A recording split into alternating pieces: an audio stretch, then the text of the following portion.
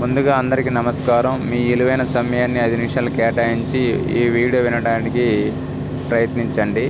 51 సంవత్సరాల వ్యక్తి 50 లక్షలు ఫిక్స్డ్ డిపాజిట్ చేస్తే నెక్స్ట్ మంత్ నుండి 25,880 రూపాయలు తను భర్త జీవించున్నంతకాలం వస్తుంది. భర్త తనంతరం భార్యకు వస్తుంది. ఇద్దరి తనంతరం 50 లక్షలు తన పిల్లలకు ఆస్తి రూపంలో ఇస్తారండి.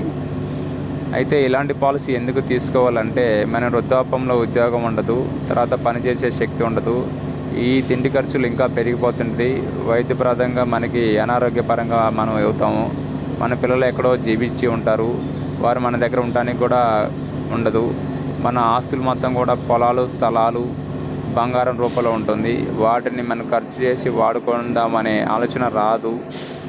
దయచేసి చాలామంది చేస్తున్న తప్పు పొలాలు, స్థలాల రూపాల్లో ఉండి వాళ్ళ పిల్లలతో ఇబ్బందులు పడుతున్నాయి కూడా మనం చూస్తూనే ఉన్నాం. మన ఢిల్లీలో 180 కోట్ల ఆస్తిని ఇలా ఫిక్స్డ్ డిపాజిట్ చేసి నెలకు ₹1 కోటి తీసుకున్నారు. తన భార్యకు వచ్చే విధంగా చేశారు.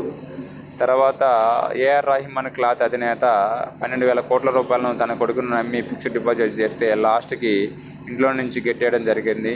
ఈ మధ్య నేను స్టేటస్లో కూడా చాలా పోస్టులు పెట్టాను. వాళ్ళు కూడా ఇలా కలెక్టరేట్ తిరుగుతూ ఉన్నారు. ఇలాంటి ఇబ్బందులు మీరు పడకుండా ఇలాంటి పాలసీ ఉండాలి. మరిన్ని వివరాల కోసం సంప్రదించండి.